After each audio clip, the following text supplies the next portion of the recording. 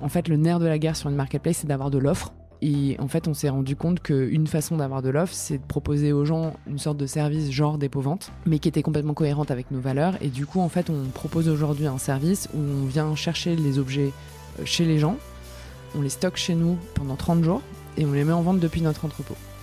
Et le deal, c'est on démarre au prix que tu veux. Par contre, on va baisser le prix petit à petit, donc selon notre algo dont on parlera peut-être tout à l'heure. Et si dans 30 jours, il n'est pas vendu, il est donné à des assos.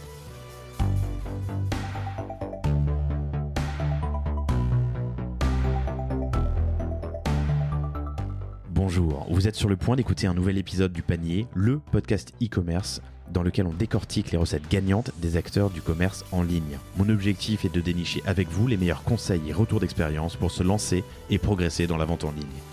Acquisition, parcours client, outils, plantage, réussite, apprentissage, on abordera ici tous les sujets sans tabou. Je suis Laurent Kretz, cofondateur de Cosa Vostra, agence de conseil tech et créative. Avec la meilleure équipe du monde en conception, créa, dev et contenu, j'accompagne des boîtes de toute taille dans leur stratégie digitale. Contactez-moi sur lepanier@cosavostra.com, sur LinkedIn ou sur notre site cosavostra.com. Bonne écoute.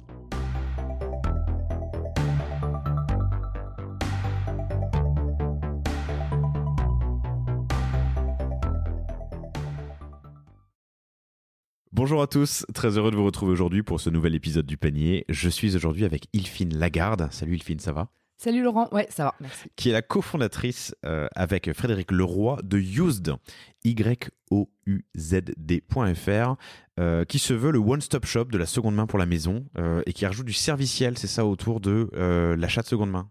Exactement, on nous appelle souvent aussi le Vinted du canapé et du frigo parce qu'en fait on est une marketplace donc spécialisée dans tout ce qui est mobilier, électroménager et déco et en plus d'être une marketplace où on peut revendre gratuitement et acheter, en fait on a pensé plein de services autour de ces objets pour lesquels il y a plein de frictions en fait quand on veut faire du C2C. Acheter ou vendre un canapé ou un frigo d'occasion, c'est un enfer en fait, parce que poster l'annonce, enfin avant que Youzd c'était un enfer parce qu'une fois que la vente est faite, et encore il y a de la négo et ça peut être un peu chiant, et souvent tu dois déménager ou tu dois emménager, tu as une deadline à respecter, et puis ensuite arrive la vraie problématique quoi.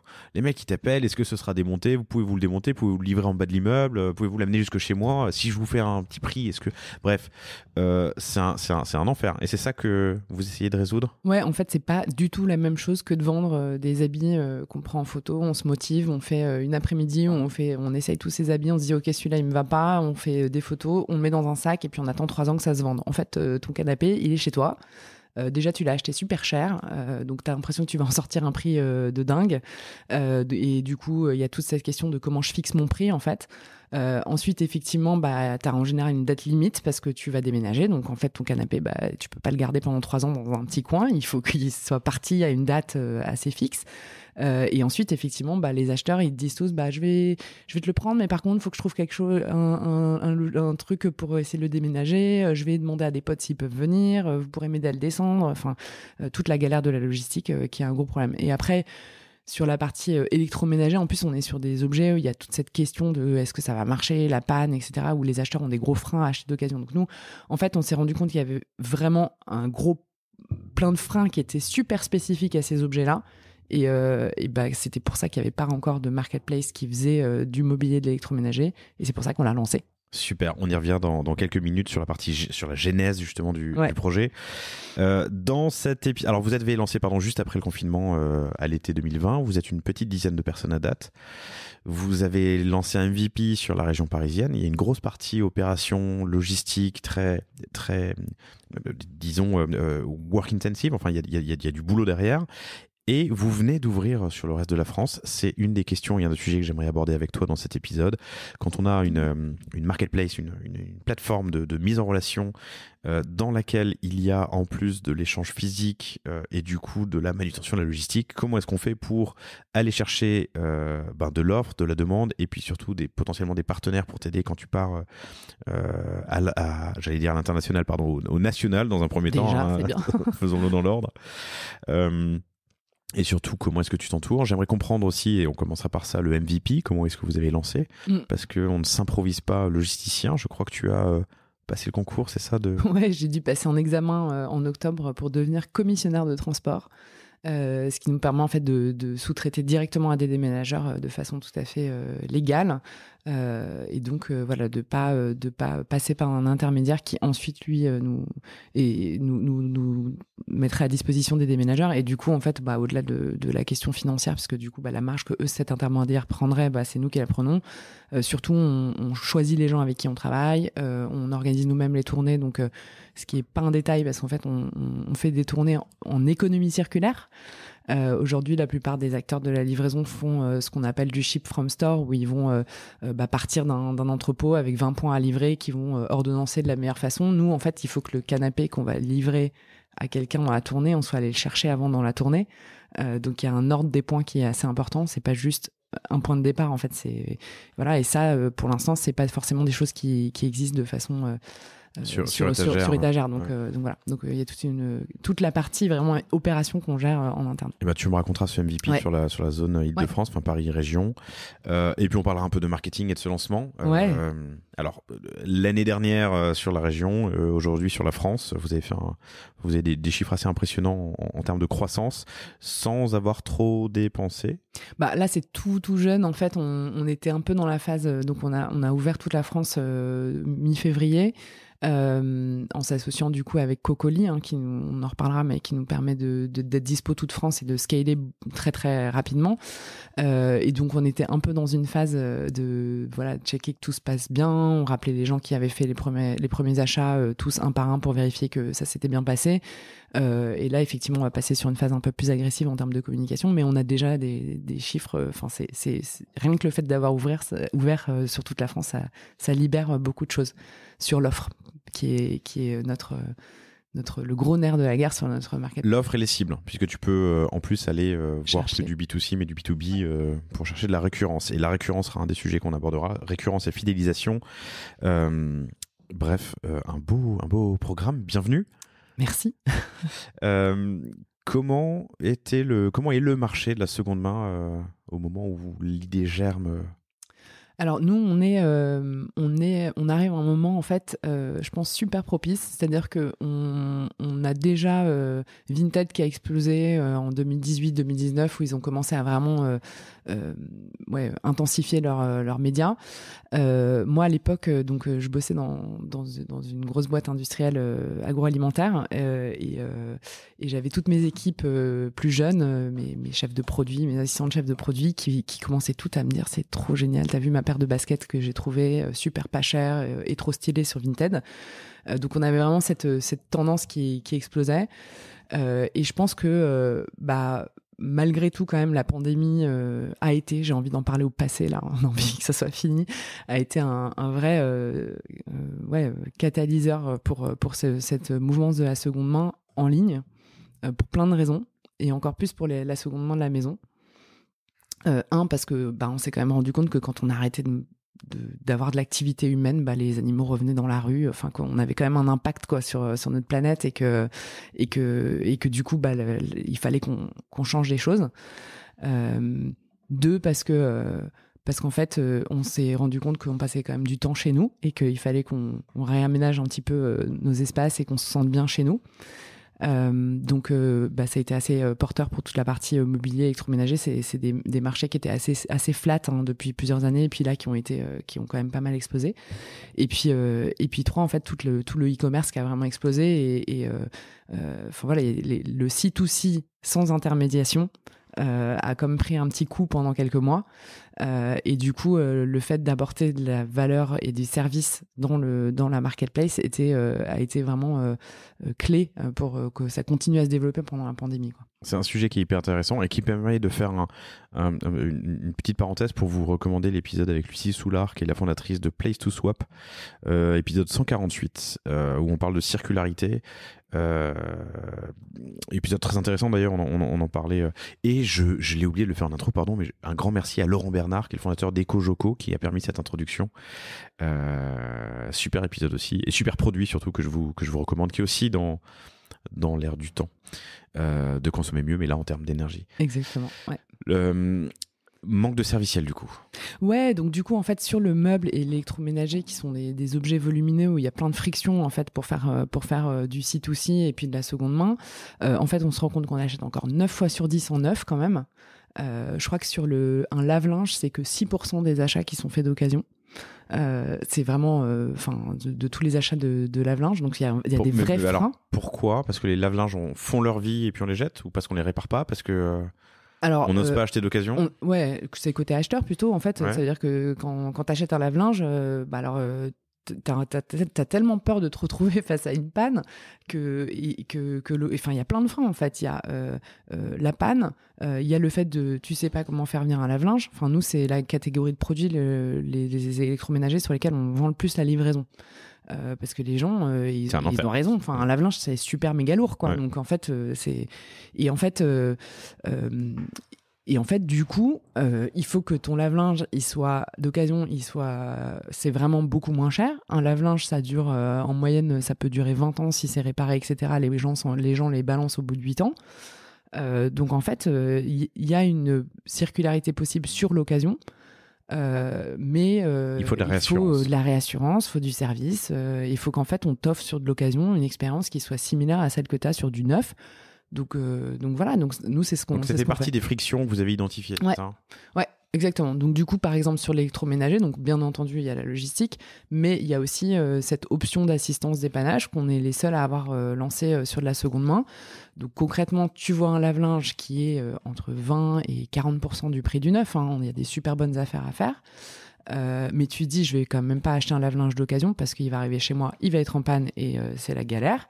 Nous, on propose une option d'assistance dépannage. Donc, sur le site, tu rajoutes 14,90 € et pendant 1 an, tu as accès autant de fois qu'il faut à un réparateur pro en visio. Donc, bien sûr, il va pas être là avec ses outils pour réparer pour toi, sinon ça coûterait pas 14,90 €. Faut aussi voir un prix de cette option qui soit cohérent avec le prix que tu vas payer pour le lave-linge. Mais par contre, tu vas avoir quelqu'un qui te diagnostique ta panne. Dans un cas sur 2, la panne, elle est hyper facilement réparable. Un petit coup de tournevis, tu passes le truc à l'anticalcaire, enfin voilà. Et dans l'autre cas, au moins, tu sais ce que tu as comme problème. Tu sais combien ça va coûter de le réparer, de faire intervenir quelqu'un, d'acheter des pièces détachées. Et du coup, en fait, ça te pousse à réparer. Ou alors vraiment de te dire, OK, ça coûte tellement cher de le réparer que ça vaut pas le coup. Mais dans ce cas-là, voilà.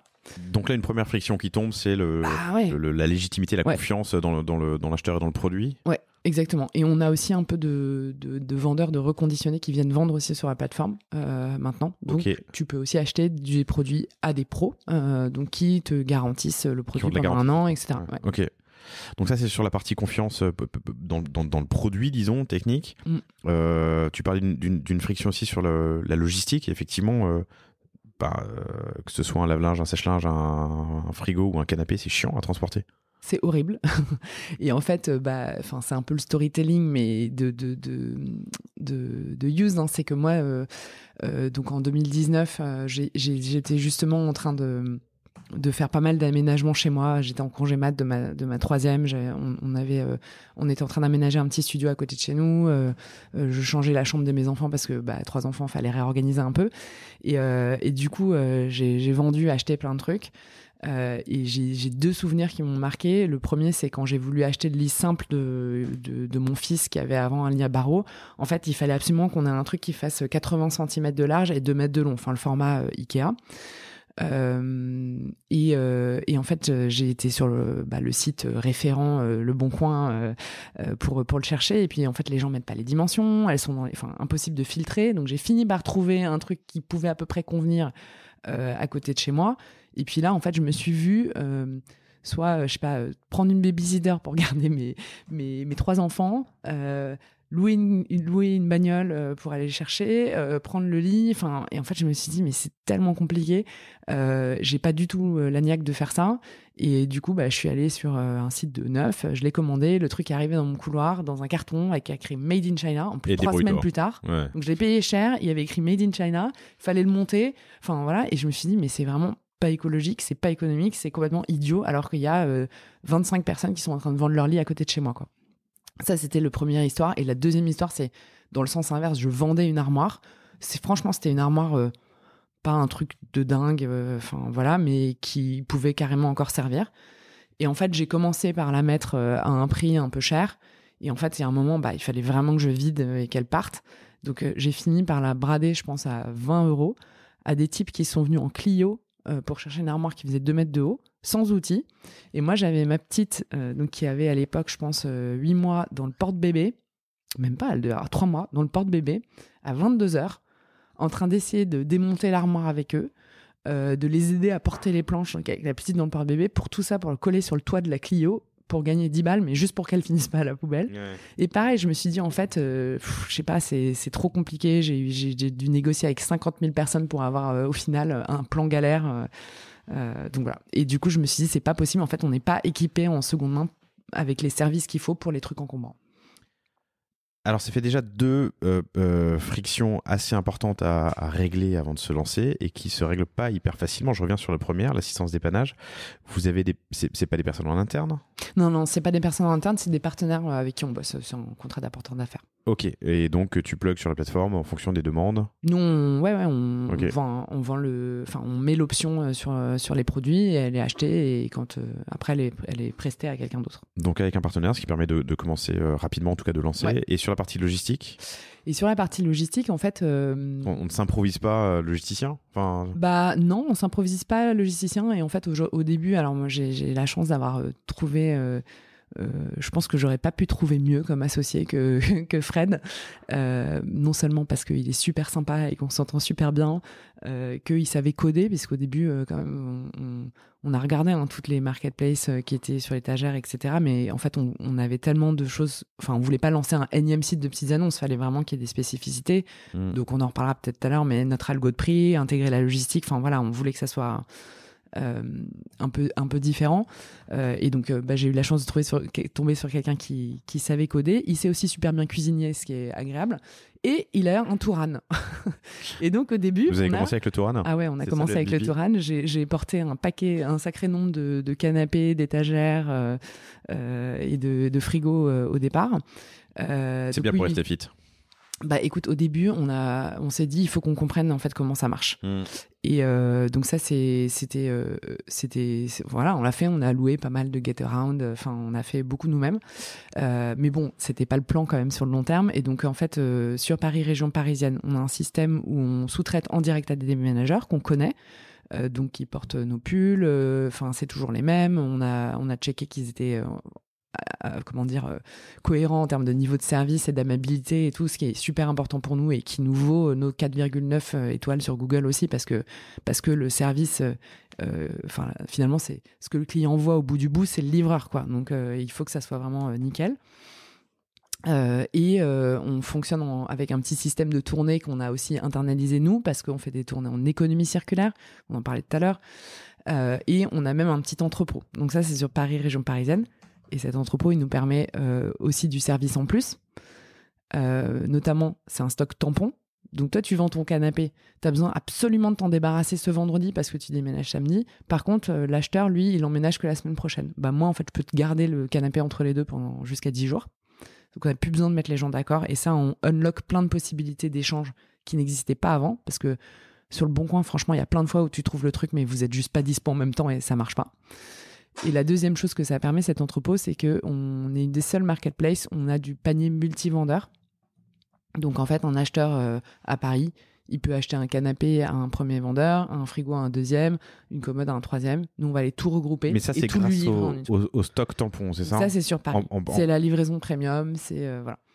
Et du coup, ça nous bloquait vachement sur un territoire assez limité. Et du coup, là, on vient de lancer un deuxième système de livraison où en fait on s'est mis en partenariat avec Cocoli, donc qui est un site de petites annonces de transport, un peu comme le Blablacar des colis, donc des petits jusqu'à des très gros objets, qui est complètement intégré dans notre site et qui fait que maintenant on livre tout partout en France, mais avec un système beaucoup plus basique on va d'un point à un autre point, on fait une course pour un objet, etc. Ok, alors il y a plein de points, mais je vais pas trop vite sur l'ouverture de la France. Non, le premier c'est do things that don't scale. C'est une des règles de de Y Combinator, cet accélérateur, ce qu'on a fait. Accélérateur dont on parle souvent, mais ça veut dire en français, faut oser faire des choses qu'on ne peut pas répéter et pousser à l'échelle. Donc j'y pensais sur le Touran de Frédéric, ton associé. Non, mais le premier enseignement là, il est intéressant. Vous avez identifié des frictions, enfin c'est de l'entrepreneuriat, hein, identifier des frictions et trouver un moyen de lever ces frictions. Effectivement, moi, ça m'est déjà aussi arrivé de me dire, non, mais au lieu de vendre ma commode 20 balles et de me faire chier à répondre à 50 messages désagréables et mal polis, et puis ensuite gérer de la logistique, je vais appeler les encombrants et la mettre dans la rue, c'est con, quoi. Mais donc, en fait, vous avez débloqué tous les freins qui... on a encore plein d'idées de trucs à développer, hein. Donc ça c'est cool, on est vraiment très proche de nos clients et le service client c'est une part super importante de de l'action, et donc là on réfléchit encore à plein de services, parce qu'il y en a encore plein des freins, hein, mais on a débloqué les majeurs, je dirais. Les majeurs, le prix et deadline, on y reviendra tout à l'heure, mais c'est vrai que c'est aussi intéressant parce que quand on s'est mis d'accord sur l'objet, et puis qu'on a confiance dans le vendeur, il faut encore s'accorder sur l'endroit, le lieu, le temps. Donc ça, tu le fais sauter aussi, c'est cool. Sur la partie logistique, du coup, tu m'as parlé des partenaires que vous auditez, en tout cas, qui portent vos couleurs. Sur la partie entrepôt, c'est aussi un partenaire ? Non, pour le coup, c'est un entrepôt qu'on a en propre. Ok. En bail précaire et tout ça, parce qu'on est quand même de l'entrepreneuriat, donc voilà. Mais non, c'est un entrepôt qu'on gère nous. En fait, la création de la valeur, il est vraiment assez central dans la création de valeur. C'est une énorme barrière à l'entrée aussi pour d'autres acteurs, hein, d'avoir cet entrepôt. Parce que c'est là qu'on fait le stock tampon, c'est là qu'on fait la partie regroupement qui nous fait faire du panier multivendeur. C'est là aussi où on est en train de commencer à tester des services un peu à valeur ajoutée, de nettoyage, d'autres genres de choses comme ça. Et c'est également un entrepôt qui nous permet de discuter, on en parlera peut-être tout à l'heure, mais avec des pros sur tous les sujets de reprise, de reverse logistique, de comment on gère tes retours, etc. Enfin, en fait, ça nous permet de tester vraiment plein de trucs, donc c'était important pour nous de l'avoir en propre. Et aujourd'hui, il nous sert pas mal pour un service qui est un peu annexe et qui pour nous est plus un hack d'acquisition qu'autre chose, mais qui est notre service objectif seconde vie. On n'en a pas trop parlé avant de commencer le podcast, mais c'est un service en fait toujours sur Paris, région parisienne. En fait, le nerf de la guerre sur une marketplace, c'est d'avoir de l'offre. Et en fait, on s'est rendu compte qu'une façon d'avoir de l'offre, c'est de proposer aux gens une sorte de service genre dépôt-vente, mais qui était complètement cohérente avec nos valeurs. Et du coup, en fait, on propose aujourd'hui un service où on vient chercher les objets chez les gens. On les stocke chez nous pendant 30 jours et on les met en vente depuis notre entrepôt. Et le deal, c'est on démarre au prix que tu veux. Par contre, on va baisser le prix petit à petit, donc selon notre algo dont on parlera peut-être tout à l'heure. Et si dans 30 jours, il n'est pas vendu, il est donné à des assos. Donc on reste sur cet objectif écologique, etc. Nous, ça nous permet de effectivement éviter que des trucs finissent sur le trottoir et vraiment une seconde vie, qui est comme la raison d'être de Used, mais surtout d'avoir une offre qui est quali parce qu'on fait des belles photos, des belles descriptions, d'avoir des prix qui sont super intéressants parce que les prix baissent, donc en fait il y a quand même des super bonnes affaires à faire. Et du coup en fait aujourd'hui cet entrepôt il nous sert aussi à ça. Ok, hyper intéressant. Et ça nous permet de le rentabiliser aussi, parce que c'est un service qui est payant pour les gens, hein.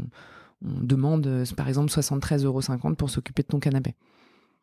Oui, mais tu te fais pas chier, pardon de la vulgarité, mais en fait, on vient te le chercher à la date qui te convient, et tout l'argent de la revente, il te revient. Vous avez lancé à l'été 2020, vous venez d'ouvrir, on est en début mars, pardon, vous avez ouvert quand le reste de la France avec Coco ? Février. Ouais. En février. À quel moment tu as jugé que ton MVP avait... que tu avais trouvé ton product market fit et que tu pouvais sortir, tu vois, élargir ton offre ? En fait, je pense que là, on commençait à se dire, on a testé plein de moyens de faire de l'acquisition d'offres, encore une fois, parce que c'est vraiment été le focus depuis le lancement, d'avoir un catalogue qui était important. Et en fait, on a testé vraiment beaucoup de choses. Je crois que le truc le plus marrant qu'on a fait, c'est ça n'a pas du tout marché, mais on a scrapé tous les emails des paroisses de Paris Et on a écrit des mails automatiques à tous les pères de toutes les paroisses pour leur dire si jamais il y a des gens qui ont des successions dans le cadre de décès, etc., on peut s'occuper de récupérer leurs meubles et de les mettre en vente. Enfin voilà, bon, c'était un peu requin, j'en parle parce que c'était marrant. Ça n'a pas du tout marché. Enfin voilà, on a eu une personne qui nous a dit d'accord, je veux bien que vous m'envoyiez vos flyers. Mais bon, on avait testé, on s'est donné le temps quand même de tester vraiment plein de choses sur Paris en termes d'acquisition d'offres. En termes d'acquise, hein. Ouais, okay. Acquise d'offres, donc vraiment, voilà, des trucs de grosses, un peu crado comme ça. Et puis on y reviendra tout à l'heure parce qu'il y a d'autres moyens, j'imagine. Mais... Et en fait, on s'est rendu compte que ça soit, voilà, dans le cadre de nos discussions avec des investisseurs, dans le cadre de nos discussions avec les médias, dans le cadre de juste nos leviers d'acquise, le fait d'être sur quelque chose qui doesn't scale, comme tu disais tout à l'heure. Ça allait être un frein, quoi. Donc voilà. Et après, je pense que les étoiles ont été alignées puisque c'était le moment aussi où Cocoli, du coup, qui est le partenaire qui nous permet d'ouvrir toute la France, comme ça, en un clin d'œil, en fait, avait déjà ses premiers clients sur lesquels il se branchait en termes de marketplace. Avait déjà du coup quelques apprentissages sur comment brancher et comment ne pas brancher, quoi faire, quoi. Des learnings sur comment tu présentes le prix, etc. Enfin voilà. Et où du coup nous on arrive à un stade où ils ont déjà essuyé un peu les pots cassés et ils sont parfaitement alignés avec nos valeurs. Et du coup nous on les branche et on les branche d'une façon super fluide qui est alignée avec ce qu'on veut en termes d'écologie et aussi de parcours client et voilà. Alors je reviens sur un dernier sujet. Mais bon, on aurait peut-être dû le faire plus tôt, hein, si c'était ça la question. Non, c'était pas ça ma question. Ma question c'est à quel moment est-ce que tu juges que quand on voit ce que ça donne, ton POC est suffisant, a fait ses preuves. Ouais. Ton après, proof of concept a proved. Ouais. Après, voilà, nous on voit notre plus grande fierté, c'est les NPS, les avis sur Google. En fait, on se rend compte que les gens qui vivent le truc. T'as vendu ton canapé sur Used et on a vu te le chercher et tu t'es pas fait chier et tout.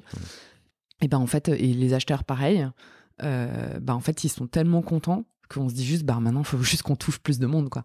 Donc, c'était un peu ça. C'était au moment où tu te dis, voilà, ça y est, mon truc marche, les gens sont heureux. Donc, maintenant, comment je fais pour le proposer à plus de monde? Parce que tout ça est quand même une question de masse. Et donc, il faut qu'on l'atteigne.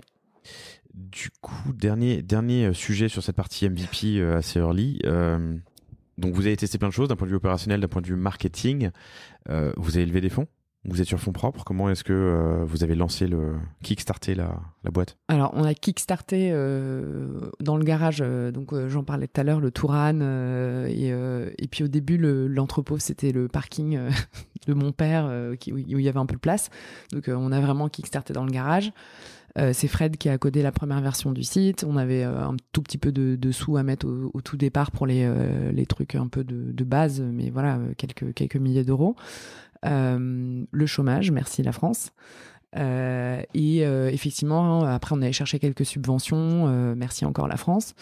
Et on a effectivement fait une petite levée de fonds il y a à peu près 1 an, avec un peu de friends and family et puis des business angels qui nous permet qui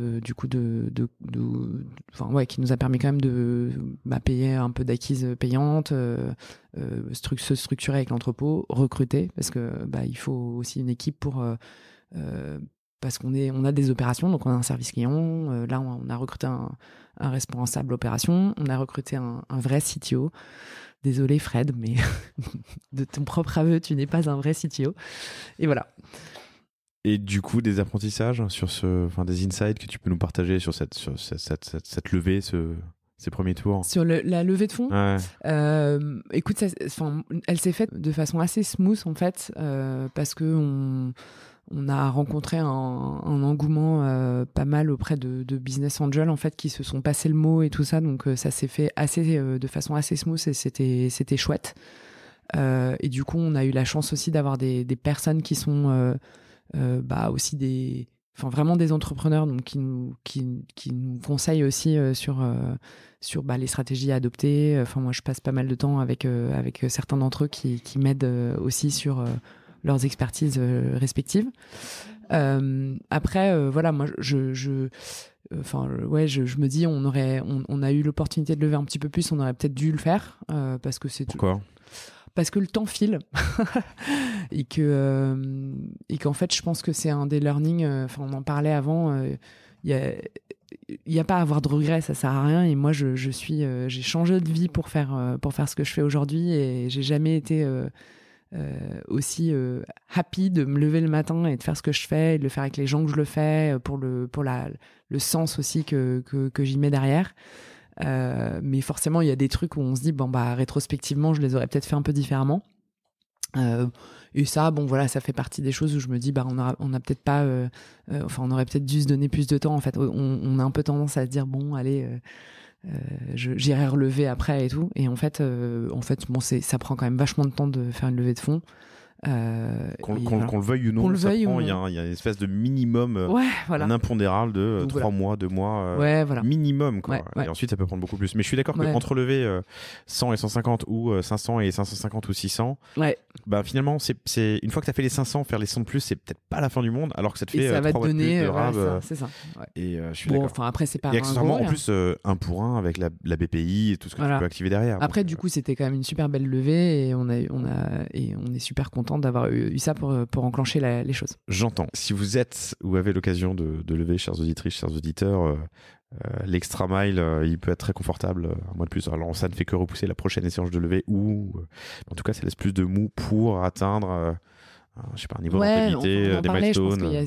Je suis pas une grande féministe de mon internel et tout ça, mais je pense qu'on a un peu ce côté de se dire, en tout cas moi je suis assez minimaliste, et je me dis non mais c'est bon, on n'a pas besoin de plus, je dépense rien. Mon mari m'a encore dit l'autre jour, je donne plus d'argent aux causes caritatives que d'argent que je dépense pour te faire des cadeaux chaque année parce que tu veux rien. Donc voilà. Oui, en fait tu te dis toujours ça va suffire, mais en fait c'est vrai que en tant qu'entrepreneur on se rend vite compte que le cash c'est quand même super clé, et en tant que femme peut-être, je sais pas si c'est un biais féminin, mais voilà, tu te dis non ça va aller, et puis en fait c'est juste un peu con. C'est bien d'avoir de quoi être plus large pour vraiment être focus sur le business, voilà. Même si ça va bien, mais je vois autour de moi certaines personnes qui lèvent d'un coup beaucoup plus, et c'est vrai que tu te dis rétrospectivement ça aurait peut-être été bien de faire ça.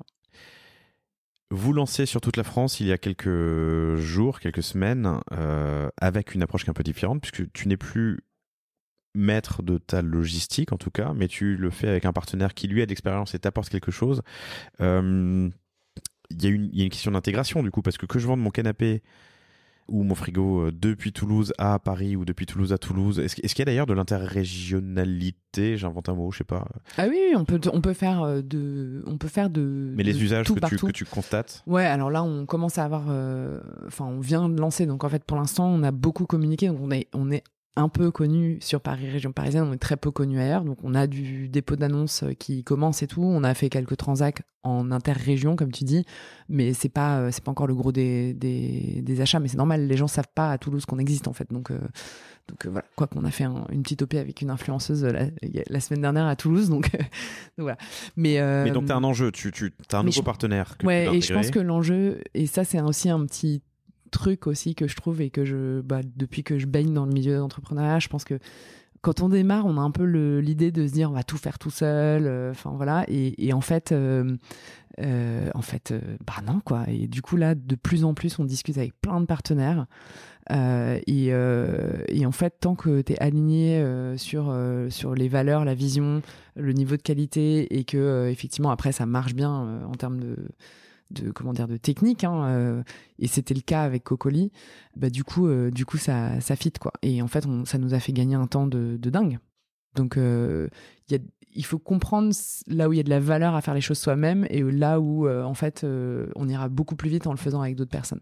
Et donc là on discute avec pas mal d'autres boîtes de plein de sortes différentes pour accélérer sur certains services et certaines choses, et du coup aller plus vite quoi, parce que le temps c'est de l'argent. Et du coup c'est où que tu crées de la valeur, Qui, moi? Oui, tu vois, tu dis il faut comprendre là où tu crées de la valeur et là où ça vaut le coup de se faire accompagner, ou de trouver un partenaire. Ouais. Typiquement sur la logistique, nous on va créer de la valeur sur la partie service client, sur le fait d'aller apporter une offre qui soit plus importante en étant toute France, etc. On veut pas faire de la logistique avec n'importe qui, mais si on le fait avec Cocoli, où on a un alignement de de trucs, on se dit ok, c'est bon en fait, ils vont apporter. Donc oui, la valeur, faut comment dire. L'idée de l'option d'assistance dépannage, c'est pas notre métier à nous de faire du dépannage. En revanche, avoir l'idée de se dire tiens, j'ai envie de packager un service comme ça qui soit offrable sur de l'occasion et d'aller chercher le partenaire qui peut le faire, etc. Nous, notre valeur ajoutée, c'est d'avoir l'idée du service et d'aller chercher les bons partenaires pour le faire. Hyper intéressant. Étendre, donc ça c'est le premier sujet, et ensuite étendre une marketplace où tu as déjà un enjeu d'offres et de demandes, et en plus un enjeu logistique à des nouvelles zones territoriales. Comment est-ce que vous faites? Comment est-ce que vous avez fait? Alors tu peux faire du RP, tu peux faire des choses en national, mais tu n'as pas les budgets de... Non, on n'a pas les budgets d'autres. Alors, on a de la chance d'avoir donc des clients super satisfaits, un petit bouche à oreille qui commence à pas mal bouger, et je pense que ça c'est chouette, mais après faut aller vite. L'ouverture toute France, elle nous permet pas mal de choses. Elle nous permet effectivement un travail en RP qu'on pouvait pas forcément faire jusqu'à présent, parce qu'il y avait plein de médias qui nous disaient c'est sympa votre truc, mais c'est qu'à Paris, donc voilà. Donc ça c'est chouette. Ça nous permet également d'aller chercher de l'offre sur des vendeurs qui sont un peu plus récurrents. Donc on peut pas avoir des vendeurs qui sont que des gens qui déménagent une fois tous les 8 ans, parce que sinon c'est beaucoup trop cher en termes d'acquise. Aujourd'hui, grâce à l'ouverture toute France, en fait, on touche certains vendeurs dont on est aussi content d'avoir leur offre en ligne, parce que c'est une offre qui est quali, qui sont des vendeurs type brocanteur, qui donc du coup sont des vendeurs récurrents, qui ont une offre qui se mixe bien avec aussi des lave-linges, des canapés Ikea et des frigos, parce qu'en fait il faut tout dans une maison, et c'est ça notre vision. Donc là, ils commencent à arriver. Ils pouvaient pas venir vendre avant chez nous parce qu'on n'était pas hors de Paris, et que souvent ces gens-là ont besoin d'espace de stockage, donc ils sont pas à Paris. Donc là, ils commencent à arriver un petit peu sur notre site, et on est content d'avoir ce type d'offre-là, et voilà. Et dans le cadre de tout ce qui est loi AGEC et la reprise, on discute loi aussi AGEC, la loi anti-gaspillage, économie circulaire. Désolée pour les acronymes. Tu m'as bien repris. Et oui, et donc en fait, depuis janvier 2022, tous les acteurs, donc les distributeurs et les éditeurs de mobilier neuf, ne peuvent plus détruire leurs invendus, sont obligés de faire de la reprise. Donc quand on te livre un nouveau canapé, on est obligé de reprendre ton vieux canapé. Ils font ça à leurs frais, enfin c'est à leurs frais, et c'est gratuit pour le consommateur, et intégré dans le prix, enfin la gratuité. Oui, bon, enfin c'est de la reverse logistique qui est à la charge. Alors ça dépend, les gros acteurs ils l'ont déjà géré, mais les petits acteurs non, enfin pour eux c'est une catastrophe. Enfin, nous on a discuté avec des gens qui nous disent si j'ai 5% de reprise, j'ai 3% de ma marge, mon bas de ligne qui disparaît, quoi. Enfin c'est pas toujours dealé avec tes transporteurs. Et tout ça pour l'instant, les embarquer à la benne de recyclage. Parce que globalement, c'est à peu près ça qui est organisé pour le moment. Enfin, parce que voilà. Mais l'esprit de la loi, c'est quand même le réemploi, c'est pas le recyclage qui est quand même le bout du bout de ce que tu peux faire. Voilà. Et du coup, on a des acteurs qui viennent nous voir proactivement pour nous dire, en fait, moi, dans mon parcours client, je veux proposer aux gens d'essayer de revendre leur objet s'il a encore une valeur marchande, plutôt que de leur reprendre.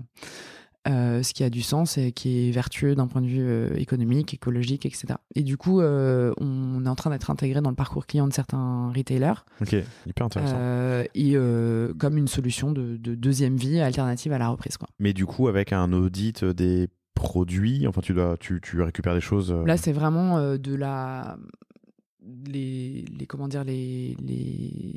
vendeurs, enfin les acheteurs, donc les clients particuliers de ces enseignes-là, à qui on recommande d'aller revendre leurs produits, et plutôt d'aller les revendre sur n'importe quelle marketplace, ils conseillent de les revendre sur la marketplace spécialisée de mobilier électroménager qui va leur gérer la logistique.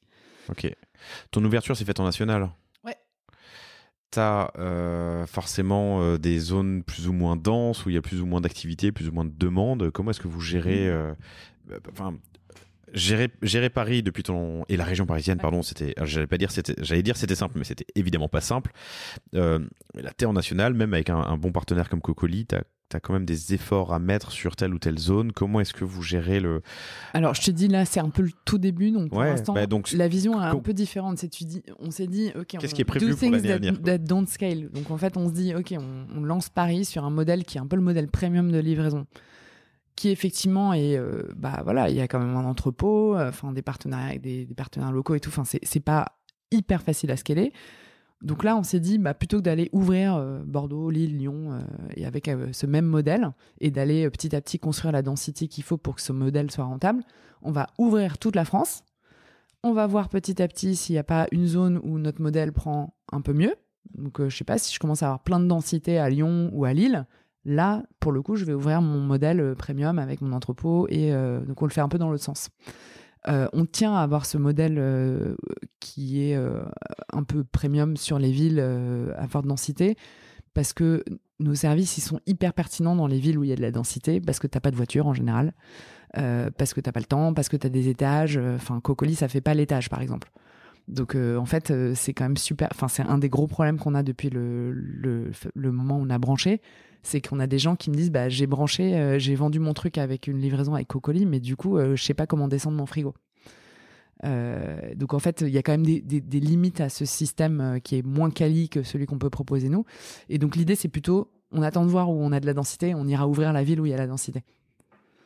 Voilà. On attend de voir où il y a de la densité, on ira ouvrir la ville où ok. Maintenant qu'on a fait le truc qui fonctionne bien à Paris, on sait comment ça marche, on sait comment le faire sur une autre ville, mais on va voir dans quelle ville ça prend avant d'aller se coller des coûts et des opérations. Pour après, déployer la version premium, la version... Voilà, c'est ça. Ouais. Après, clairement, on est sur un modèle multilocal où il va nous falloir un city launcher, des gens sur place pour opérer l'entrepôt, etc. Hein. Et donc des fonds, j'imagine. Et donc des fonds, ouais. Ok. Ouais. Ça fait partie du... Ouais, ça fait partie du plan là. Ouais. Ok. Top. J'aimerais maintenant qu'on rentre un peu dans le dur. Non, je dis pas, on y est depuis un bout de temps, mais qu'on parle marketing et comprendre comment est-ce que vous avez lancé il y a un an, comment est-ce que vous lancez le National aujourd'hui. Est-ce qu'il y a des petits tips ou en tout cas des apprentissages que tu peux nous partager? On est aussi sur un domaine où la récurrence est moindre que dans d'autres domaines. Voilà une belle porte ouverte bien enfoncée. Et du coup, comment est-ce que vous abordez ça, la récurrence, le rebuy et puis peut-être des techniques de black hat. J'imagine que... Des techniques de quoi? Black hat marketing, du marketing gris, du marketing noir, des choses que tu des trucs inavouables, je les avouerai pas. Il y en a qui l'ont fait sur ce podcast. Ouais. Alors je pense que c'est Trusk qui au tout début, pour lancer son service, en gros était allé sur les sites de petites annonces pour contacter les gens en direct, tu vois, en disant... Oui, bon, et moi j'aurais imaginé que si je lançais un used demain, j'aurais proposé... non mais on l'a fait au tout début pour avoir nos premières annonces. On a été sur les sites où les gens vendaient des choses et on leur disait double ton annonce et mets-la sur mon site aussi, ça coûte rien. Voilà. Donc oui, on l'a fait. Mais genre à la main, c'était. Mais je suis en train de me dire, j'aurais même fait pour eux. J'aurais même tu vois, est-ce que je serais allé jusqu'à le faire pour eux?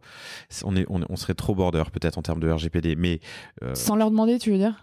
C'est assez ingérable parce qu'en fait après t'as quelqu'un tu sais pas si le truc est encore dispo ou pas. C'est compliqué. Ouais, c'est compliqué. On y réfléchit.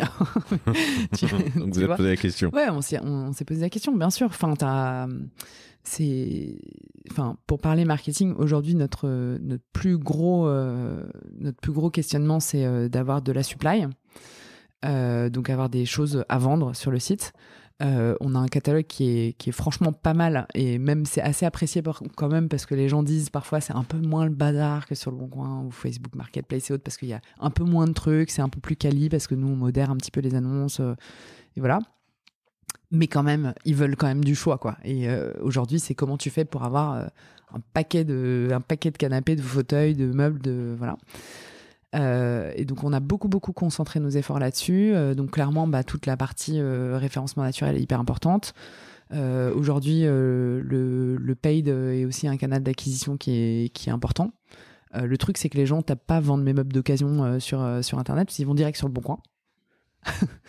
Donc, il faut aller chercher un autre moment. Donc, on a pas mal travaillé tout ce qui est stratégie de partenariat avec comment tu attrapes les gens avant qu'ils aient des choses à vendre. Donc, ça fait partie des choses qu'on fait. On a également travaillé sur plus des petits hacks pour avoir des catalogues d'offres un peu d'un coup.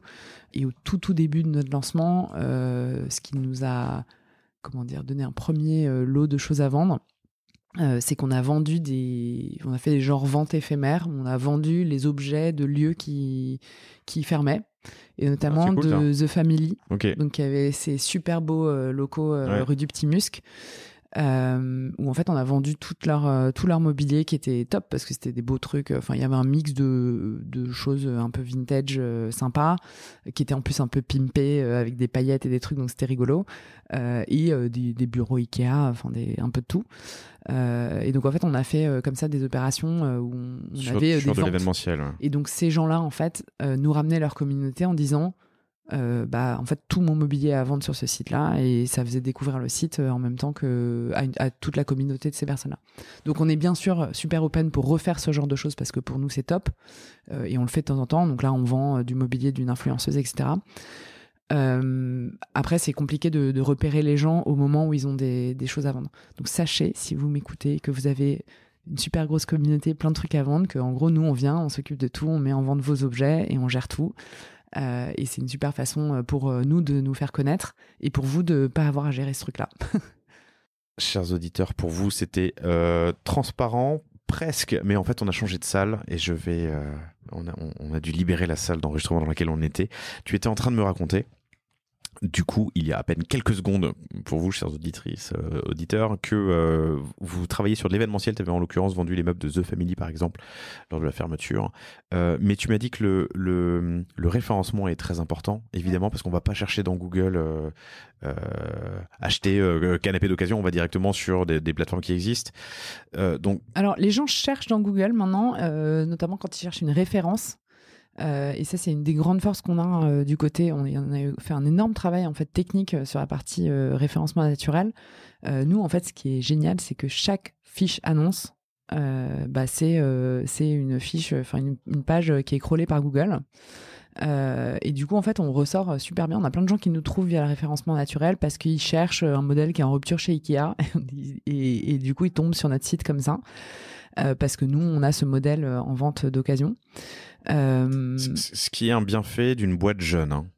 Ouais. Ce que je veux dire, c'est que ça a du prix pour les moteurs de recherche, les crawlers. Ouais. Et plus tu as de pages référencées, moins elles le sont. Enfin, tu vois, c'est... Oui, mais c'est intéressant, ça je suis pas technique et du coup voilà, mais en plus nous on a un truc en plus dont on n'a pas trop parlé, mais qui est notre système de prix qui change, et du coup en fait nos pages elles se mettent à jour tout le temps, et ça Google il aime bien, de ce que j'ai compris. Donc en fait elles se mettent à jour toutes seules parce que notre prix évolue dans le temps. Et oui, effectivement, plus on aura de pages et plus et moins il y aura Après, aujourd'hui, on indexe encore des pages qui sont d'objets qui ont déjà été vendus, mais demain, on pourra aussi se dire qu'on indexe que celles où les objets sont encore en ligne. Ok. Donc ça, c'est pour de la captation du haut de funnel. Mais peut-être que j'aurais dû commencer par une question avant ça. C'est pour parler de vous, alors que ce soit en SEO ou en achat média, on y vient dans une seconde, il faut savoir ce qu'on dit et comment on le dit. Vous avez travaillé sur la marque. Toi, tu as une belle expérience produit marketing dans des grands groupes de grandes consos. C'est des sujets... Ouais, alors moi, j'ai une expérience qui est partiellement super utile, qui est plus la partie stratégie de marque, etc. Donc de storytelling, enfin voilà, ça c'est des choses un peu que je sais faire, même si avant franchement je bossais dans des gros groupes où j'avais des sous pour payer des agences pour le faire, donc il y a un moment où tu changes un peu de casquette, mais bon, ça m'amuse plutôt. Et on a fait quelques petits coups marketing qui étaient assez marrants. Notamment, ça nous a servi, par exemple, on a eu une super opportunité, on a fait une petite campagne dans le métro parisien en novembre dernier, en mode il nous appelle et un super prix et tout sur les rampes du métro, mais genre il faut la créa dans 48 heures, le week-end de la Toussaint. Mais ça, t'es une start-up, tu te débrouilles. Donc on s'est démerdé pour faire une créa, mais sauf qu'en fait on est allé avec plein de créas un peu marrantes, des trucs et tout dans le métro, et les gens ils comprenaient pas ce qu'on faisait, ils disaient mais je comprends pas ce que tu fais en fait. Donc on a fini par faire une créa dans le métro qui était hyper simple, qui disait en gros mobilier électroménager de seconde main livré chez vous, quoi. Enfin voilà, un truc très fonctionnel. Et moi, j'avais un peu cette petite pointe de regret qui est que quand même, on travaille sur le site toute une tonalité, un ancrage, on veut parler d'écologie, mais de façon positive, sympa. Et voilà, et je me suis dit, mais c'est quand même pas drôle. Et là, en fait, coup de bol, je me suis fait appeler par un compte Instagram qui s'appelle Les gens dans le métro, qui est un type super sympa, qui s'appelle d'ailleurs Gaëtan Lagarde, ce qui est vraiment très drôle, mais c'est un hasard, il n'y a aucun lien. Beaucoup trop Lagarde. et en fait il me dit j'ai vu ta page, c'est sympa ton truc, on avait fait une photo de Fred et moi de nous deux sur un canapé dans le métro pour dire c'est pas simple quand même de déménager dans le métro à Paris, donc nous on fait la livraison, etc. T'as réussi à descendre un canapé dans le métro? Ouais, on avait fait ça, ouais. Et je te dis qu'on a fait plein de trucs nous-mêmes. et en fait, pour lui, du coup, pour les gens dans le métro, on allait se filmer en train de porter ce qui ressemblait à un lave-linge, mais qui en fait était un sèche-linge parce que c'est beaucoup plus léger. On s'est fait griller par quelques personnes. Devant notre affiche dans le métro. Et en fait, c'était une des premières collabs qu'il faisait Gaëtan sur son compte Les gens dans le métro. Et donc, on a fait un jeu concours, on faisait gagner un bon d'achat sur le truc en même temps que notre campagne. Et le truc est carrément devenu viral parce que les gens disaient mais les pauvres, personne les aide. Enfin, les gens ont cru que c'était pour de vrai, quoi. Et du coup, on a eu, je crois, plus de 300 000 vues sur sa vidéo quand même. Donc le jeu concours, ça nous a fait gagner 1500 abonnés sur notre page Insta en 48 heures. Le truc a été repris sur Twitter par des hommes politiques à Paris qui disaient quand même Anne Hidalgo, vous empêchez les voitures à Paris, regardez ce que les Parisiens sont obligés de faire dans le métro, etc. Donc 100 000 vues sur Twitter. Et on est passé sur Télématin aussi, toute la séquence. Grâce à ça, tu crois? Ouais, tout ça, non. ça. Je sais pas si. Mais voilà, le truc, en gros, a pris. En fait, la campagne dans le métro a été hyper amplifiée par un petit coup de com', en fait, qui était juste un visuel un peu marrant. Et voilà, et là, on en refait quelques-uns. Là, on fait un truc, justement, aujourd'hui, là, qui va être marrant aussi, un peu dans ce genre-là. Quel apprentissage tu vas essayer de répéter? Qu'est-ce que tu en tires Du coup, en fait, je pense que on a été assez bon sur le storytelling et tout. Après, on a quand même un peu négligé la partie tonalité de marque et tout parce que t'as juste pas le temps de tout faire. Donc la couche un peu sympa et tu vois de payer quelqu'un à qui je dis coucou d'ailleurs, Mathieu, qui est un super copywriter et qui nous a vraiment refait tous nos mails transac et nous a aidé à donner cette tonalité que les clients adorent, ils nous le disent. Ça on l'a fait vachement tard, en fait, on l'a fait presque 1 an après avoir lancé le site. Donc au début il y avait nos pauvres jeux de mots à nous sur le site et en fait maintenant j'ai un peu de regret, je me dis on aurait dû le faire dès le début, en fait, de chiader un petit peu plus sur une marque B2C. Travailler je pense, ta plateforme, quoi. La plateforme était travaillée, mais l'exécution du truc. Okay. Et encore, le logo, aujourd'hui, c'est nous qui l'avons fait, quoi. Enfin, je veux dire, franchement, moi, je peux plus le voir même. Voilà. Bon, il est pas si mal. Il dit circularité et maison. Circularité et maison, franchement, voilà. Ça me parle. Je l'ai compris sans que tu me le dises. Et used, je comprends. Used comme occasion et use zéro déchet. Bon, pareil, le nom, tu sais pas. De toute façon, ça se rechange un jour. Mais bon, il y a un petit regret d'avoir pas plus peaufiné le look and feel du truc dès le départ. Même si aujourd'hui, je pense qu'on arrive à quelque chose qui est clean. Tu vois, on a fait un premier photoshoot professionnel il y a 3 mois, quoi. Avant, on a pris des trucs de banque d'images et tout ça. Et l'autre regret aussi, c'est on a été tellement focus sur l'acquisition, et notamment l'acquisition de vendeurs, on s'est mis assez tard à travailler la partie fidélisation.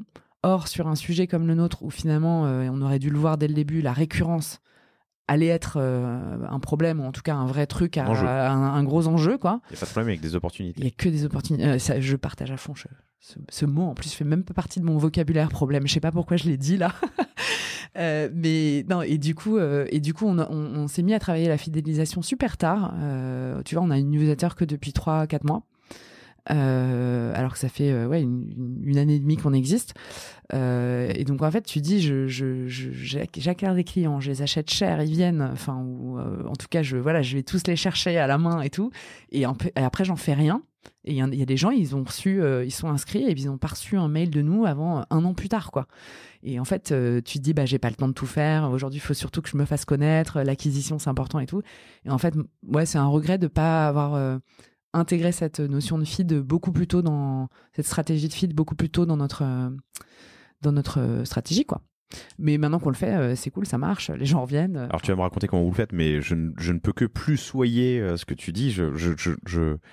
Alors, les journées ne font que 15 heures quand on est entrepreneur. Les ressources sont limitées, les ressources financières sont limitées. Mais un mec t'a laissé une adresse email ou a fait un achat, c'est un signal faible ou fort d'intérêt. Je peux comprendre les raisons, mais c'est vrai que c'est un canal qui coûte finalement, qui est assez peu onéreux, qui coûte cher, simple à activer. Alors, qu'est-ce que vous avez mis en place et il y a quoi dans cette newsletter ? Bah là, pour l'instant, elle est assez modeste. Hein. On en fait parce qu'on l'a fait en interne. On l'a fait justement une fois toutes les 2 semaines à peu près. Et en fait, c'est justement, on essaie de faire un truc qui est peu onéreux aussi en termes de temps. Donc, c'est une sélection des trucs chouettes qu'il y a sur le site. C'est un rappel de nos services, une explicitation de nos services pour que les gens comprennent mieux, un peu dans le détail, ce qu'on apporte comme service. C'est un peu des relais de ce qu'on fait sur nos réseaux sociaux, des jeux concours, etc. qu'on peut faire. On fait tout un travail de SEO également sur du blog, sur des mots-clés, sur des tips pour vendre, des tips pour acheter, etc. Donc c'est relayer ce boulot qu'on fait de toute façon par ailleurs. Enfin, c'est classique, hein, mais... Et ça, tu le fais en interne ? Tu le fais faire ? On fait tout en interne pour l'instant. Ok, sur la partie conception aussi, quoi. Ouais. Conception, rédaction ouais. Et c'est vrai que ça prend du temps. Enfin, c'est... Okay. Mais... voilà, encore une fois, pas de regret, mais c'est des trucs où je pense que s'il y a des gens ici qui veulent se lancer sur des trucs, voilà, moi si je devais tout refaire, c'est un des trucs où toute cette partie fidélisation, je l'intégrerais beaucoup plus tôt dans le process. Ok.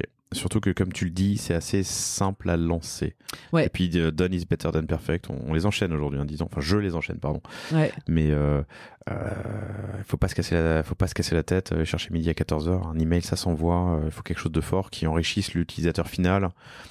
Qui rappelle un peu rester en top of mind pour ton et du coup on a fait un truc qui est pas mal je trouve en mix, c'est qu'en fait on a quand même le copywriter qui nous a aidé qui est top, qui nous a aidé à faire un peu plein de trucs sur le site, mais beaucoup de nos emails transac. On lui a aussi demandé des objets de newsletter. Donc en fait, il nous a juste écrit une série d'objets, de titres, quoi, de mails. Et du coup, c'était pour nous moins cher de lui demander ça que de lui demander d'écrire tous les emails. Mais au moins, on a un truc qui fait que les gens cliquent et ouvrent les mails, quoi. Parce qu'il a fait les petites accroches. Et je trouvais que c'était une approche. C'est lui qui nous a proposé de faire comme ça parce qu'on lui a dit qu'on n'avait pas forcément les sous pour le payer sur le long terme, pour lui payer toutes nos news. Mais je trouve que c'était malin en fait. Parce que le truc le plus important, c'est que le mec il regarde ton mail, il ouvre le mail. Bien sûr. Après, en vrai, le contenu, oui, tu mets les photos des jolis objets, enfin voilà. C'est marrant, ça, c'est assez intéressant. Pardon, assez intéressant, je dis ça comme si. C'est très intéressant. Du coup, c'est assez économique et disons efficace en termes de coût pour vous. Tu optimises ton taux d'ouverture, tu le fais bosser et en plus, ça peut même guider la conception et rédaction à l'intérieur du mail. Exactement. T'as un exemple ? Il y a je me rappelle on a eu quelques clients qui étaient pas contents. Ça disait vous avez des fesses, nous avons des chaises, et c'était fesses avec le petit emoji de pêche là, où vous pensez vraiment que ce canapé va rentrer par la porte de ce mail, enfin des trucs un peu voilà, qui induisent derrière, effectivement, comme tu dis, de plutôt faire une sélection de chaises, de plutôt faire une sélection de canapés, enfin voilà. Mais c'est des trucs un peu marrants qui sont mieux que les nouveautés de cette semaine, quoi. Pivot. Pour les connaisseurs, pardon, c'est le... Je sais pas, moi je connais pas, là. C'est Friends, quand ils essayent de faire de pivoter le canapé dans l'escalier. Pourtant, je les ai tous vus, mais tu vois, je me rappelle pas. Ok, donc le CR qui vous a accompagné sur l'exécution de la plateforme de marque et sur certains contenus du site, qui vous propose, enfin en tout cas vous tombez d'accord pour qu'ils vous écrivent des accroches de newsletter. C'est pas infini, mais ils nous en ont donné une petite 50aine comme ça. Ton rythme, c'est quoi ? Une fois toutes les 2 semaines. Et ok, intéressant. Et ensuite, tu as de l'automation. Et on a de l'automation, donc pareil, on a de l'onboarding. Sur quel outil ? Là, on travaille, nous, avec Sendinblue. Super. Si tu le dis. Du coup, je ne connais pas bien les autres plateformes, mais en tout cas, on est plutôt content de Sendinblue. Ça fait partie des meilleures plateformes qui existent. C'est Made in France. Ouais, voilà. Sur la partie... Enfin, ici, on entend parler de tout et de son contraire, mais Sendinblue, clairement, est une bonne solution française qui marche bien, avec une belle API. Et du coup, ça me permet d'enchaîner sur la partie tech. Vous avez tout développé ? Ouais, on a tout développé. Ok. Sauf le prestataire de paiement, du coup, qui est MangoPay. Ok. Parce que, voilà, on va pas. Il y a des fois où il faut quand même s'arrêter, on développe tout. Donc, on s'appuie sur un prestataire de paiement MangoPay, on s'appuit sur Sendinblue et sur Zendesk sur la partie client, enfin, ticketing client. Mais après, la partie, par exemple, gestion des tournées, enfin, tout. C'est pas évident de faire de la gestion de tournée. Non, c'est pas évident. C'est pas évident pour l'instant. Il y a des algos qui existent sur étagère ou c'est il y a des tout réinventer? Non, il y a plein de trucs. On a la chance d'avoir dans nos business angels Béchir Tourki qui était le cofondateur de Marcel et de Yuzo, donc qui est assez expert sur ces sujets-là, donc qui nous a permis quand même de faire un bon browsing de ce qui existait avant de. J'allais les citer.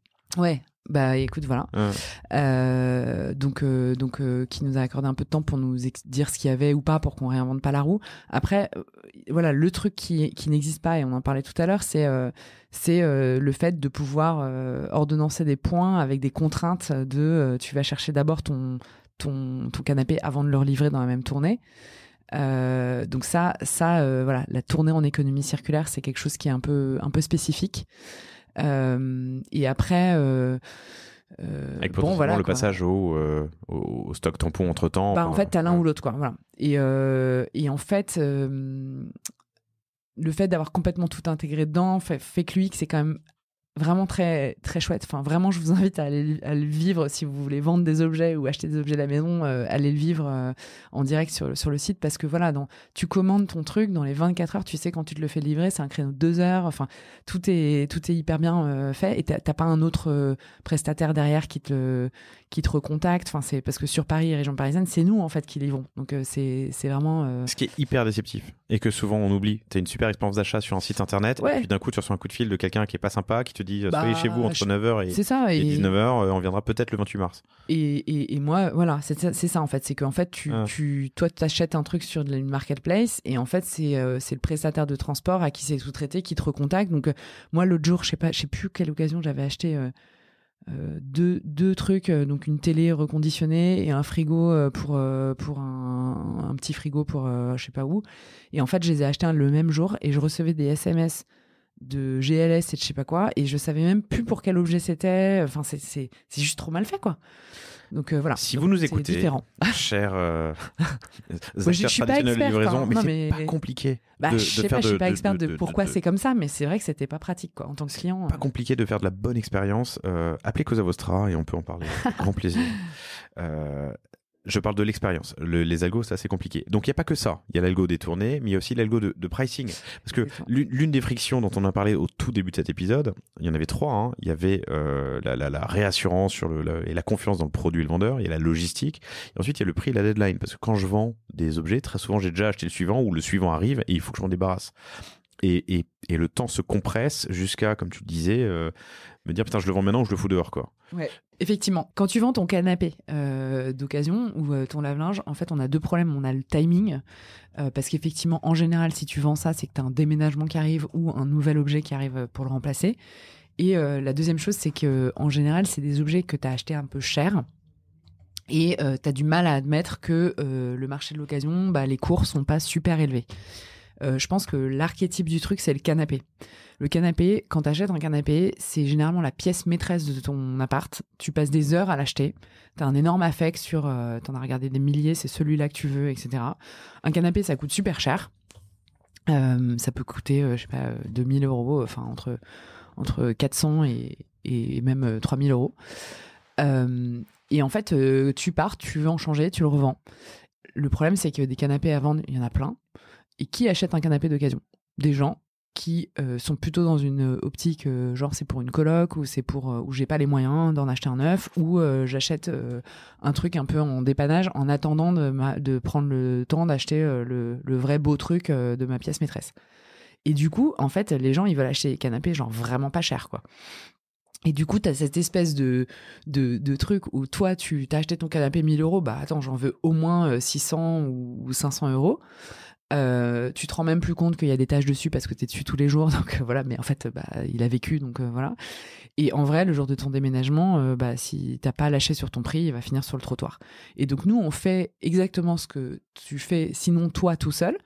On va te dire, fixe ton prix de départ, fixe ton dernier prix en dessous duquel tu préfères le mettre sur le trottoir, ce qui, franchement, le met pas sur le trottoir, quoi. Ah oui, bien sûr. Hein. Et dis-moi ta deadline, ce qui est hyper pertinent pour des objets encombrants. Et nous, on va partir de ton prix haut, on va baisser le prix petit à petit, on fait ce que tu aurais fait de toute façon. Tous les gens qui ont liké le prix, liké l'objet, ils reçoivent une notif qui leur dit « Le prix a baissé, mais vous êtes 8 sur le coup ». Et là, on fait jouer le FOMO. Ouais, c'est ça. C'est presque l'offre à la chandelle. Enfin, ça s'appelle la vente au cadran. Donc c'est un vrai système d'enchères, effectivement. Et ça se fait sur les marchés agricoles. Et il y a peu de boîtes qui ont appliqué Alors, explique-nous ce que c'est la vente au cadran. En fait, donc ça se pratique beaucoup sur les marchés des ovins, des bovins et des marchés aux fleurs. Et donc, le plus joli, c'est les marchés aux fleurs. T'es dans un grand amphi, il y a des types qui arrivent avec une palette et qui disent, voilà, j'ai 100 tiges de tulipes de telle variété cueillies à telle date, tel calibre, etc. Mise à prix 1 000 €. Et là, il y a un cadran qui tourne et le prix, en fait, baisse petit à petit. Tous les gens dans l'amphi ont un bouton rouge à côté d'eux. Et ils se regardent tous comme ça. Et en fait, c'est le premier qui appuie sur le bouton qui le chope. Donc, en fait, dans un truc hyper vertueux qui est finalement, je réfléchis bien avant d'acheter. Parce que nous, on aime d'un point de vue écologie. Parce que t'es pas en train de faire de l'achat compulsif. T'as intérêt à attendre. Hein. Il sera moins cher demain. Mais en même temps, t'as cette espèce de FOMO qui fait que ça dynamise la vente et ça a plutôt tendance à soutenir les cours. Et donc, j'en parle souvent, mais il y a un reportage de l'INA qui est merveilleux, qui, je crois, est dans les années 50, sur le marché au cadran, sur la vente des artichauts à Saint-Paul-de-Léon. Donc, il se trouve sur Internet, on peut le regarder. Et en fait, tu regardes ce truc et tu remplaces, à chaque fois que le mec dit artichaut, tu remplaces par canapé et tu te dis, OK, c'est parfait. En fait, voilà, il y a plein de canapés à vendre. Donc, il y a une surproduction de canapés d'occasion. Il n'y a pas forcément une offre de dingue. Les cours sont super bas. Et finalement, nous, en fait, on dynamise la vente de ça avec ce système de vente au cadran. Hyper intéressant. Et donc ça, c'est développé en interne. Et ça tu vois, on parlait des prestataires tout à l'heure, des partenaires et tout. Moi, au début, j'ai interrogé toutes les personnes qui faisaient de la marketplace sur étagère, etc. Mais si tu veux intégrer un vrai système de tournée de livraison, un vrai système d'algorithme de prix, etc. En fait, c'était plus possible. Donc en fait, on s'est dit on va le développer. Et c'est là où j'ai la chance de rencontrer mon associé qui a su développer toutes ces spécificités qui fait qu'on n'est pas juste un site de petites annonces comme les autres. Formidable, un bien grand tour de Used. J'ai beaucoup appris. Non, mais sur le et on a répété des choses. C'est bien. Commencer très tôt à communiquer la newsletter, hein, ce que tu me disais. Ne sous-estimez pas le travail sur la marque. Alors à finaliser comme vous l'avez fait ou à travailler dès le début. Et puis si vous pouvez lever un peu plus, ne vous gênez pas pour le faire. Ouais, enfin en tout cas c'est une façon de se donner plus de temps pour faire ses preuves parce que ça met malheureusement toujours plus de temps que ce qu'on croit et je crois que tout le monde te le dit mais tu dis non moi ça va aller et puis voilà quoi. L'épisode est sorti aujourd'hui, on est le 25 si vous l'écoutez le jour de la sortie, le 25 mars. Qu'est-ce que je te souhaite pour les quelques derniers mois de 2022? Écoute, non mais là du coup non mais pour l'année à venir, qu'est-ce que je te souhaite? Là le focus c'est vraiment de commencer à se faire connaître un peu toute France donc on va travailler dur sur ça. On a une levée de fonds aussi qui va être en cours là d'ici la fin de l'année. Pour nous permettre d'accélérer parce qu'on est quand même sur des business où il faut un petit peu de moyens pour se faire connaître aussi et puis continuer à le faire en maintenant la qualité de service et garder nos 4,9 étoiles sur Google. Vous savez déjà comment vous allez les lever? En participatif ou via des fonds? Ouais, via des fonds. Bon, écoutez, si le sujet vous intéresse, Business Angel fonds, ouais. ILFIN ILFY2N, ILFIN Lagarde. L'avantage, c'est que je suis facile à trouver sur LinkedIn. Il y en a qu'une, alors on l'a pas abordé, mais l'histoire est quand même, je trouve magnifique et surtout pour un papa. Donc peut-être tu peux le raconter si jamais vous l'avez pas entendu ailleurs. Un petit hommage à mon cher papa qui, je pense, donc m'a donné et inventé mon prénom avec un petit logiciel informatique qui générait les lettres de mon prénom de façon aléatoire, enfin des listings de lettres, et il a choisi celui-là. Et puis qui m'a aussi inspiré pour être entrepreneur, puisque j'ai aussi grandi dans un monde où il avait 1000 idées à la seconde, et la ténacité et la résilience de l'entrepreneur. Donc du coup, c'est aussi un modèle pour moi dans mon aventure à moi. Entrepreneur dans le Minitel, hein, c'est ça à l'époque? Dans le Minitel, ouais. C'est génial, un logiciel pour créer une suite de lettres prononçables et uniques pour trouver un prénom. Donc, vous tapez Ilfine, il n'y en a qu'une, c'est Ilfine Lagarde. Et 1000 idées à la seconde, on ne va pas rentrer dans le détail, mais le Minitel, des panneaux publicitaires qui défilent à l'horizontale plutôt qu'à la verticale. Maintenant, des caplas, enfin réinventer le capla avec la blockchain. Je trouve ça génial, vous trouvez ça sur Amazon. Ça marche bien, il viendra le raconter sur le panier un jour?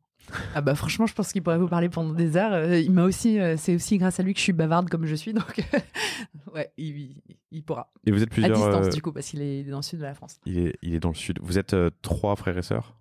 Ouais, j'ai 2 frères. Ils sont entrepreneurs aussi? Non, ils sont pas entrepreneurs. Ils ont choisi le droit chemin?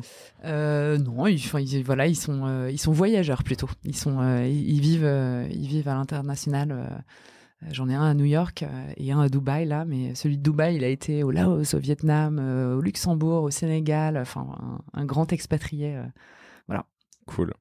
Ilfine, merci infiniment pour ton temps. On se recroise dans un an pour que tu me dises comment s'est passée ta nationalisation. Un petit catch-up, voilà, ça va être très bien. Pour ton catch-up, c'était un plaisir de te recevoir, chères auditrices, chers auditeurs. J'espère que cet épisode vous a plu. Vous pouvez retrouver Ilfine et son associé Frédéric sur Frédéric Leroy, Leroy, mais il y en a plusieurs, donc tapez Used et vous le trouverez sur LinkedIn, et évidemment pensez à Used, YOUZD.fr pour acheter ou vendre vos objets encombrants de la maison. C'est ça. Voilà. Bonne journée, salut. Au revoir.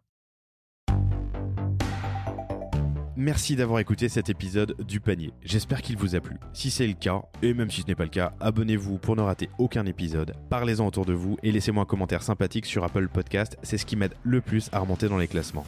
N'hésitez pas non plus à le partager à chacun de vos contacts dans le business. Chaque nouvel auditeur intéressé est une victoire. Si vous avez besoin d'un accompagnement tech et créatif, que ce soit pour votre site internet, votre stratégie de contenu ou d'inbound marketing, n'hésitez pas à me contacter à l'adresse lepanier@cosavostra.com. À bientôt.